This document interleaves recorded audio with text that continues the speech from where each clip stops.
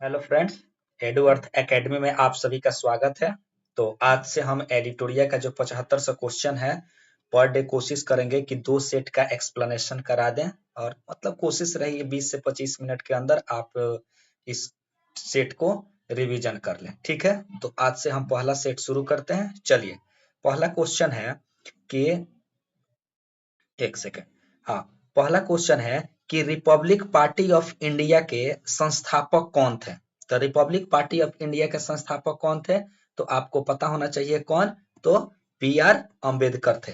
कौन थे? B R Ambedkar. ठीक, तो अब एक बात आपको पता होना चाहिए कि रिपब्लिक पार्टी ऑफ इंडिया के संस्थापक बी आर अम्बेडकर थे। तो इन्होंने कब किया था? तो 1956 में इसकी स्थापना किया था। ठीक है, चलिए सेकंड नंबर क्वेश्चन देखते हैं कि 1920 के खिलाफत कमेटी की सभा जिसमें गांधी जी से असहयोग आंदोलन को नेतृत्व संभालने का अनुरोध किया था, वह सभा किस शहर में हुई थी? तो इस चीज को ध्यान में रखिए। कौन सा शहर था वो? तो वो था इलाहाबाद। ठीक है, तो हम इस क्या हो जाएगा इसका आंसर? इलाहाबाद हो जाएगा। ठीक, ये हो जाएगा इलाहाबाद। ठीक, चलिए अगला क्वेश्चन देखते हैं, थर्ड नंबर कि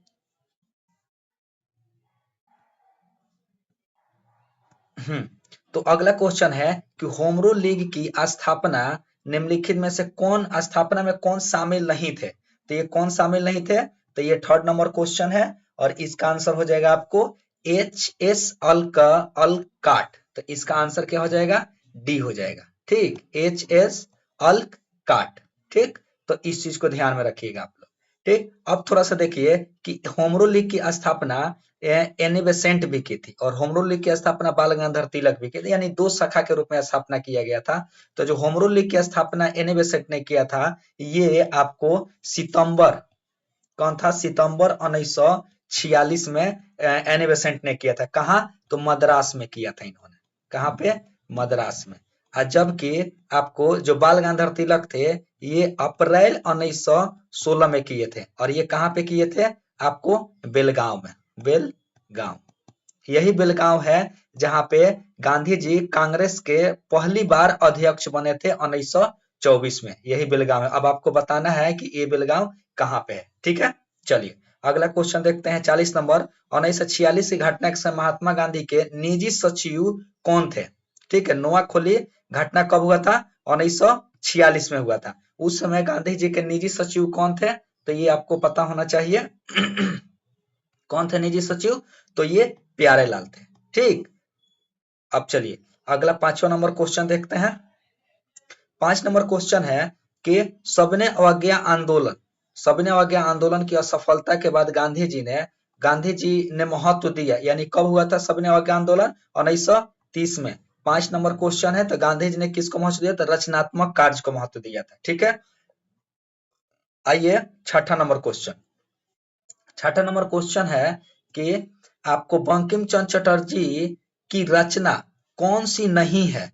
तो कौन सी नहीं है? तो ये हो जाएगा पोस्ट मास्टर। कौन सा हो जाएगा?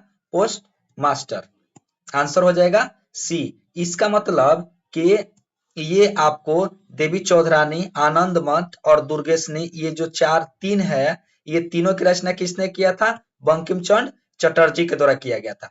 जब आपको पता है कि जब पोस्ट मास्टर की रचना बंकिम चटर्जी ने नहीं किया, तो इसका मतलब किसने किया था? तो इसकी रचना रविंद्रनाथ टैगोर ने किया था। किसने?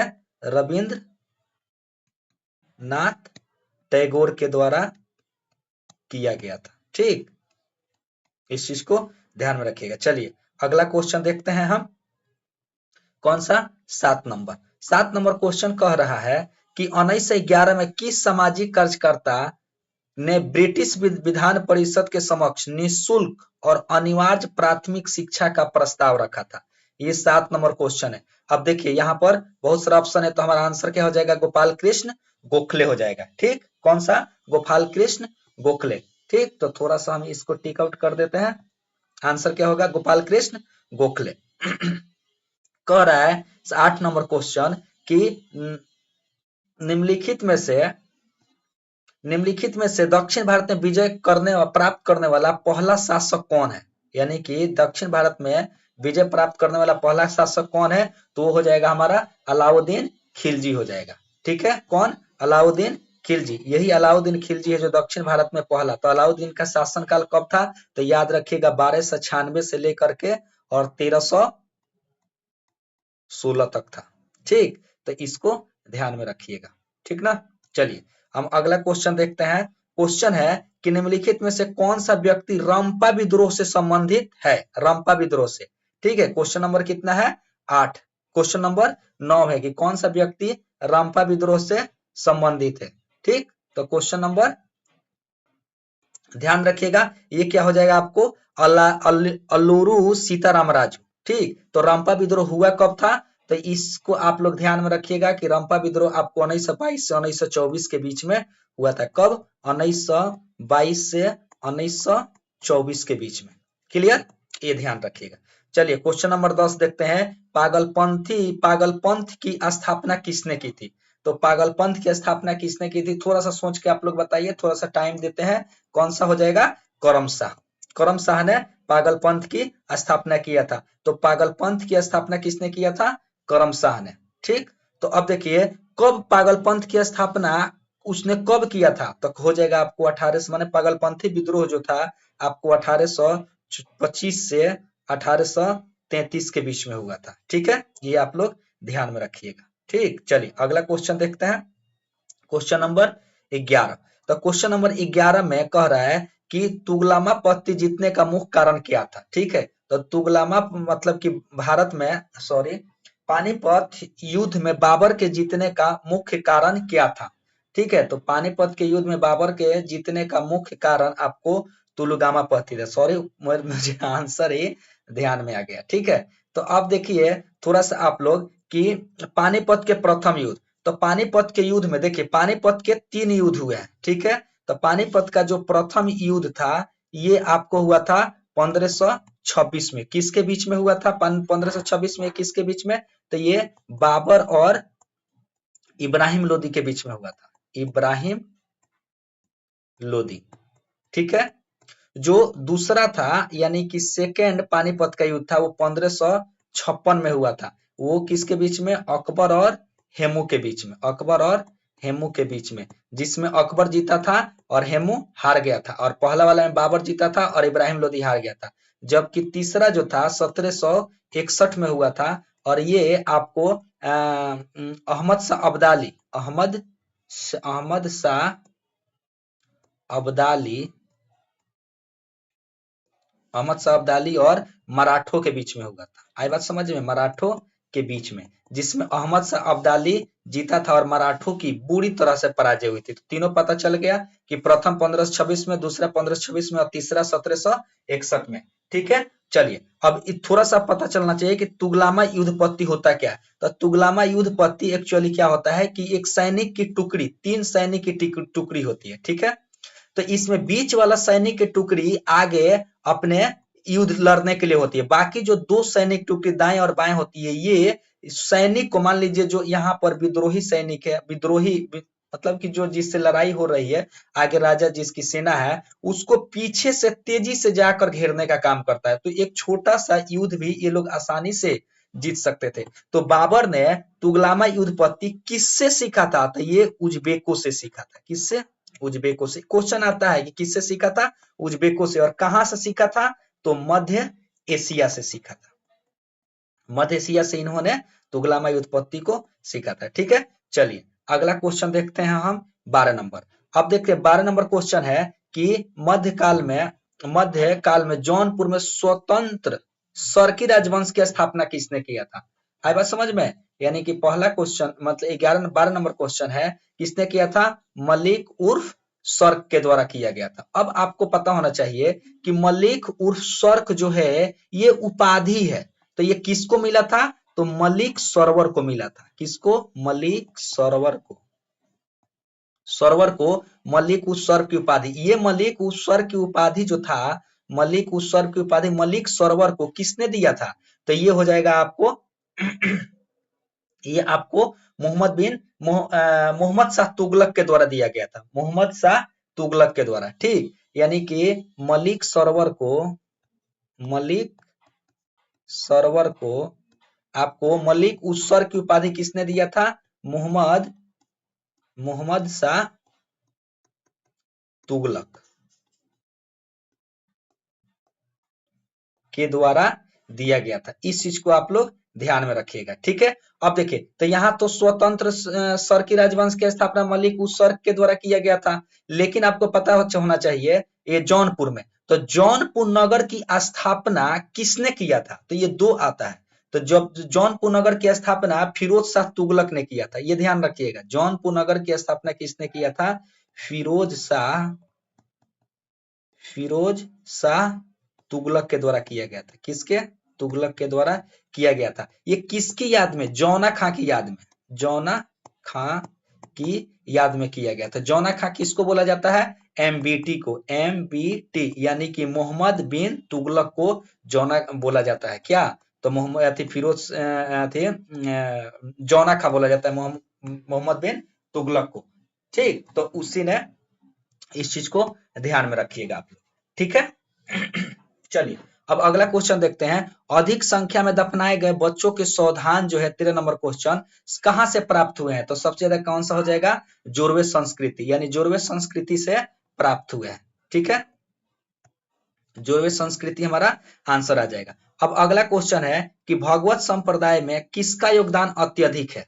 तो भगवत संप्रदाय में गुप्त वंश का योगदान सबसे अधिक है, ठीक है। चलिए अगला क्वेश्चन देखते हैं। धमेख स्तूप कहाँ है? तो धमेख स्तूप सारनाथ में है। अब आइए 16 नंबर क्वेश्चन कि वह सुल्तान किसने, वह कौन सा सुल्तान था जिसने खलीफा का अधिकार को मानने से इनकार कर दिया था? अलाउद्दीन खिलजी था। अलाउद्दीन खिलजी ही था जिसने खलीफा के अधिकार को मानने से इनकार कर दिया था। अलाउद्दीन खिलजी का शासनकाल आपको पता ही है, आप लोग कमेंट में बताइए, मैंने बताया भी है। चलिए 17 नंबर क्वेश्चन है। 17 नंबर क्वेश्चन है कि यूरोप को उत्तरी अमेरिका से कौन सा सागर अलग करती है? तो यूरोप को उत्तरी अमेरिका से कौन सा? तो उत्तरी अटलांटिक महासागर अलग करती है। ये आप लोग ध्यान में रखिएगा। ये देखिए, ये हो गया आपको ये आपको हो गया ये उत्तरी अमेरिका, और यहाँ पर आपको हो जाता है यूरोप वाला क्षेत्र। और बीच में कौन सा महासागर? अटलांटिक महासागर। कहा जाता है कि यूरोप से, यानी कि यूरेशिया से, यूरोप और एशिया से ही उत्तरी अमेरिका उत्तरी अमेरिका आपको पश्चिम और कहाँ पे, पश्चिम की तरफ टूट करके चला गया था। यानी कि यूरोप और एशिया, यानी यूरेशिया का जो आपको पश्चिमी पार्ट था, ये टूट करके आपको पश्चिम की तरफ चला। उसी से किसका निर्माण हुआ? आपको उत्तर अमेरिका, और बीच में जो सागर बना वो कौन सा सागर था? अटलांटिक महासागर था, ठीक है। तो कौन सा आंसर हो जाएगा? उत्तर अटलांटिक महासागर। चलिए अब अगला क्वेश्चन है कि शिवालिक यानी शैल समूह के दक्षिण में भाभर क्षेत्र के उदाहरण है। तो भाभर क्षेत्र का कौन सा उदाहरण हो गया? तो ये हो जाएगा आपको गिरिपद में स्थित होता है, ठीक है। यानी कि गिरिपद में स्थित होता है, तो इसको आप लोग ध्यान रखिएगा, ठीक है। चलिए तो थोड़ा सा आप लोग जान जाइए कि भाभर प्रदेश किसको कहा जाता है। ओके, भाभर प्रदेश के बारे में थोड़ा जानिए। तो जब पर्वतों से बहुत सारा क्या होता है कि शिलाखंड गिरता है और आकर के गिरिपद यानी कि पर्वत के निचले भागों में इकट्ठा हो जाता है। यहाँ से निकल जो नदी आती है ना, इसी पर्वतों में खो जाती है। आई बात समझ में? यानी कि पर्वत अंतर्वाहिनी, क्या उसको बोलते हैं, नदियां अंतर्वाहिनी हो जाती है, ठीक है। जब अंतर्वाहिनी हो जाती है यानी कि अंदर से बहने लगती है, उसी क्षेत्र को क्या बोलते हैं? भाभर बोला जाता है। भाभर क्षेत्र, यानी यहाँ पे कृषि करने के योग्य नहीं होता है। और जब नदियां पुनः इस भाभर क्षेत्र से बाहर निकल जाती है धरातल पर, उसी को बोला जाता है तराई क्षेत्र। क्या बोला जाता है? तराई क्षेत्र बोला जाता है। इस चीज को याद रखिएगा, ठीक है। चलिए अगला क्वेश्चन हम देखते हैं 19 नंबर, ठीक है। 19 नंबर क्वेश्चन है कि निम्नलिखित में से कौन सा स्वर परिवार से संबंधित नहीं है? तो निहारिका हो जाएगा। ये तो नॉर्मल क्वेश्चन है, कोई ज्यादा करने की जरूरत नहीं है इसमें। चलिए थोड़ा सा हम पेन बदलते हैं। कह रहा है कि सूची को सुमेलित कीजिए, ठीक है। जब सूची को सुमेलित कीजिए तो अनुच्छेद 40 हमको पता है ऑलरेडी कि ये ग्राम पंचायत से संबंधित है, जबकि अनुच्छेद 26 भी पता है फंडामेंटल राइट का कि ये धार्मिक संप्रदाय से संबंधित है। और 98 आपको संसद सचिवालय से, और 239 किससे हो जाएगा, संघ शासित प्रदेश के शासन से हो जाएगा। तो ये आप लोग मिला लीजिएगा कि कौन सा आंसर सही है। क्वेश्चन नंबर 21 है कि निम्नलिखित में से किस क्षेत्र में राज्य का स्थानीय इकाइयों पर नियंत्रण नहीं है। तो कौन सा हो जाएगा कि राज्य में तो कौन सा हो जाएगा, नहीं है। तो इसका आंसर हो जाएगा 21 का ए हो जाएगा, ठीक। यानी कि नागरिकों की जो शिकायतें होती है वो इसका आंसर हो जाएगा। अब क्वेश्चन नंबर 22 देखिए, कह रहा है निम्नलिखित में कौन सा कथन गलत है। तो भारत के मौलिक अधिकार पर संविधान के भाग 3 यूएसए के एक बिल राइट ऑफ पर आधारित है, बिल्कुल सही है। जबकि कह रहा है कि 21 का मृत्यु का अधिकार मूलभूत है, गलत। संविधान का एक पूर्ण संघीय भाग है, ये भी गलत। मूलभूत अधिकारों को हटाया जा सकता है, ये भी गलत। तो यानी आंसर हमारा कौन सा हो जाएगा, कौन सा सही नहीं है, तो डी हो जाएगा, ठीक है। चलिए क्वेश्चन नंबर 23 देखते हैं। क्वेश्चन नंबर 23 कह रहा है कि आपको शामिल होने वाले 97वें संविधान संशोधन मतलब विषय से 2011 में शामिल होने वाले पर बताना है कि किससे संबंधित नहीं है। तो ये कौन सा हो जाएगा, आपको सहकारी संस्थाओं के गठन और संचालन से संबंधित है, ठीक है। ये आप लोग याद रखिएगा। भारत के संसद द्वारा पंचायत प्रावधान अनुसूचित क्षेत्रों तक विस्तार कानून कब पारित किया गया। तो ये आपको 1996 हो जाएगा, ठीक है। व्यक्तिगत प्रयोज्य आय एक है, ठीक है। तो ये बताना है कौन सा हो जाएगा। तो इसको बोलते हैं पीडीआई, क्या बोलते हैं, क्या बोलते हैं, पीडीआई, ठीक है। पीडीआई बोलते हैं। तो पीडीआई में क्या हो जाएगा, तो व्यक्तिगत आय में से व्यक्तिगत टैक्स और जो गैर टैक्स उन दोनों को जब घटा दिया जाएगा ना, वही हमारा आंसर हो जाएगा। शरीर के संपर्क में स्पिरिट की ठंडी अनुभूति देती है, क्योंकि वो पता है क्या होता है, अत्यधिक वाष्पशील होता है। आपको पता होना चाहिए कि जब आपको जैसे घड़ा में जो पानी रखा जाता है ना, वो काफी ठंडा होता है। तो क्यों ठंडा होता है, उसका एक रीजन ये है कि वो उसमें से वेपराइजेशन की क्रिया होते रहती है। जब वेपराइजेशन की क्रिया होगी तो यहाँ से वेपराइजेशन की क्रिया हो रही है, यानी कि आपको वाष्पशील हो रहा है। तो इससे क्या होगा कि अंदर का चीज क्या रहेगा, ठंडा रहेगा, ठीक है। इसीलिए जब गर्मी होता है ना और आपको पसीना निकलता है तो थोड़ा सा फैन चला दीजिए तो आपको काफी ठंडक महसूस होती है, ठीक। अब आइए क्वेश्चन नंबर 27, जलवाष्प जब जलवाष्प में परिवर्तित होता है तब तो क्या होगा कि ये ध्यान में रखना है कि वातावरणीय ऊष्मा जल में प्रवाहित होती है। आई बात समझ में, ये हमारा क्या हो जाएगा, आंसर हो जाएगा इसका सी, ठीक है। चलिए अब हरे पौधे को प्रकाशित प्रतिशत ग्रहण करने और उसे खाद्य ऊर्जा में परिवर्तित करते हैं, कितना होता है, ये 1% होता है, ठीक है। तो थोड़ा सा जल्दी जल्दी करेंगे, ठीक है। चलिए क्वेश्चन हमारे दोनों को मिलान करना है। तो आपको पता होना चाहिए कि जो आर्सेनिक होता है ना, ये फेफड़े का कैंसर का कारण बनता है, फेफड़े के कैंसर का कारण बनता है। जबकि कैडमियम से हड्डियों की कमजोरी, यानी कैडमियम हड्डियों की कमजोरी से संबंधित है, ठीक है। और एक आपको होता है पॉलीविनाइल क्लोराइड, ये श्वसन संबंधी समस्या के लिए जिम्मेदार है। जबकि बेरियम जो है मस्तिष्क सूजन का कारण बनता है। तो ये आपको ध्यान में रखना है कि आर्सेनिक फेफड़े का कैंसर, कैडमियम हड्डियों की कमजोरी से, और बेरियम मस्तिष्क में सूजन वगैरह से संबंधित है, इसको ध्यान रखिएगा। क्वेश्चन नंबर 30 कह रहा है सल्फ्यूरिक अम्ल की उपस्थिति में एसिटिक अम्ल और एथिल एल्कोहल के मध्य होने वाली अभिक्रिया क्या कहलाती है। तो ये आपको हो जाएगा 30 नंबर, ये एस्टेरीकरण कहलाती है, ठीक है। ग्रेफाइट में परतों को एक दूसरे से मिलाकर रखता है, वो बल क्या कहता है, वांडरवाल बल कहलाता है, ठीक। कौन सा एक यातायात संचालित नगरों में भूरी वायु बनने से संबंध रखता है। तो ये हमारा कौन सा आंसर हो जाएगा, ये हो जाएगा आपको सल्फर डाइऑक्साइड हो जाएगा। किस प्रकार के ऊतक में मनुष्यों के ग्रंथि का निर्माण होता है, किस प्रकार के ऊतक में, तो ये हो जाएगा हमारा हाँ, इसका आंसर क्या हो जाएगा, उपकला ऊतक, ठीक है। मनुष्य की लार में उपस्थित एक घातक लाइजाइम किस रूप में कार्य करता है, ठीक। तो ये हो जाएगा आपको प्रतिजीवाणु कारक रूप में, क्योंकि ये उसको मारने का काम करता है। पौधों में रंध्रों का खुलना और बंद होना किस पर निर्भर करता है? तो ये हो जाएगा हमारा स्फीति दाब पर निर्भर करता है। आई बात समझ में? एक होता है वाष्पोत्सर्जन। तो वाष्पोत्सर्जन क्या होता है, थोड़ा सा इसके बारे में आप लोग जान जाइए। वाष्पोत्सर्जन जो होता है यानी कि पौधों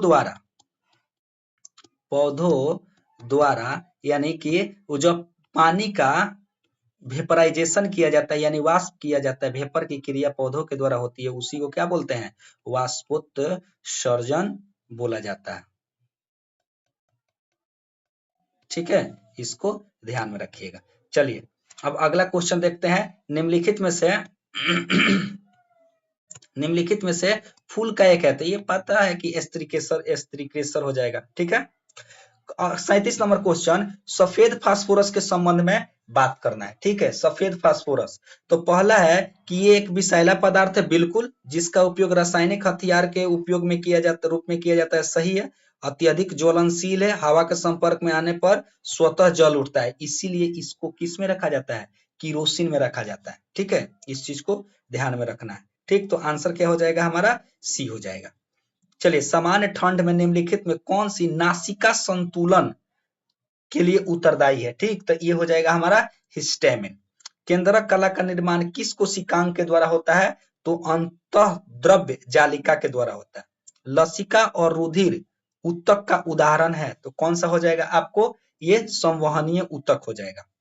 आइए 41 नंबर, भारतीय अर्थव्यवस्था के संदर्भ में खुला बाजार परिचालन यानी ओपन ऑपरेशन मार्केट ये किसके द्वारा किया जाता है? तो आपको पता होना चाहिए कि जो ओपन ऑपरेशन मार्केट जो होता है ये आरबीआई क्या करती है ना, जब सरकार को कुछ पैसे की जरूरत होती है तो आरबीआई उसके सिक्योरिटी को मार्केट में बेचती है और उससे जो पैसा मिलती है वो सरकार को देती है। आई बात समझ में?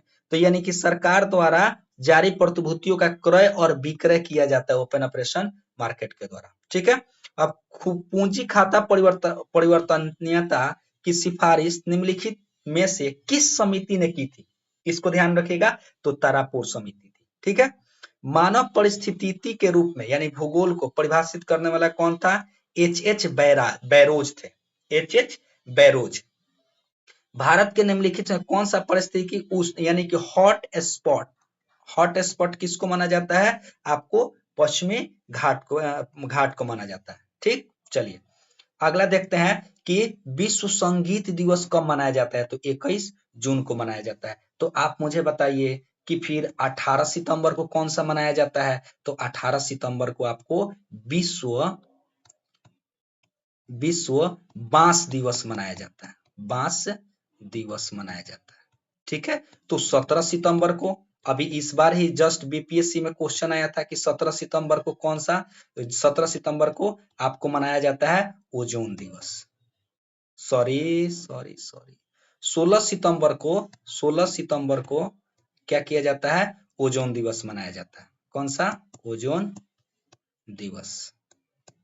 एक्चुअली 17 सितंबर इसलिए याद था क्योंकि मेरा बर्थडे 17 सितंबर को पड़ता है। ठीक है, और उसी के एक दिन पहले क्या है? ओजोन दिवस मनाया जाता है। ठीक, चलिए अब आते हैं हम क्वेश्चन नंबर कितना? 46। भारत का पहला राष्ट्रीय समुद्री पार्क तो हो जाएगा कच्छ में। किसने कहा था स्वाद का वास्तविक जीवा नहीं बल्कि मन है? महात्मा गांधी। ठीक है, द सोशलिस्ट समाचार पत्र का प्रकाशन सबसे पहले किसने किया था? श्रीपाद अमृत डांगे के द्वारा किया था। भैंसा सिंगी नामक जनजाति नागालैंड में पाई जाती है, याद रखिएगा। HDPE तो इसका होता है हाई डेंसिटी पॉलीथिलीन होता है। आई बात समझ में? ये हमारा 50 क्वेश्चन हो गया। चलिए थोड़ा सा हम देख लेते हैं कि भारत में मानव का सर्वप्रथम साक्ष्य कहां से प्राप्त हुआ था? नर्मदा घाटी से। सर्वप्रथम पंचतम अस्थाई के प्रमाण पत्र कहाँ मिले हैं? मेहरगढ़ से मिला हुआ है। ठीक है, ये ध्यान में रखिएगा। एक ही कब्र से 3 मानव के कंकाल अवशेष दमदमा से प्राप्त हुआ है। गर्तवास के साक्ष्य बुर्ज होम से। आई बात समझ में? ये बुर्ज होम कहाँ है? जम्मू कश्मीर में है और ये एक नौपाषाणिक स्थल है। कैसा है? नौपाषाणिक स्थल है, ये ध्यान में रखिएगा। ठीक है, अब मानव के दफनाने के साथ कुत्ते का साक्ष्य ये बुर्ज होम से ही मिला हुआ है।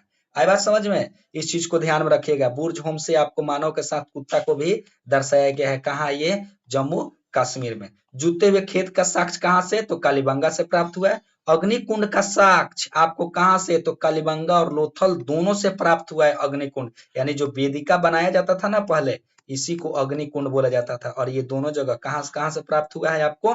तो ये कालीबंगा और लोथल से। युग्म समाधि का प्रमाण पत्र कालीबंगा और लोथल, ये भी सही, यानी कि एक साथ मतलब दो लोगों का समाधि, उसको युग्म समाधि बोला जाता है। ठीक है, ये 50 क्वेश्चन हो गया। अब हम उम्मीद करते हैं कि आपको बहुत अच्छे से समझ में आया होगा। ठीक है, मिलते हैं हम फिर अगले सेट। आज सेट 1 हो गया, अब सेट 2 आपको एक ही दिन में मिलेगा, फिर अगले कुछ देर में आपको सेट 2 भी मिलेगा। आप रिवीजन करते रहें और फिर अच्छे से पढ़ते रहें। धन्यवाद।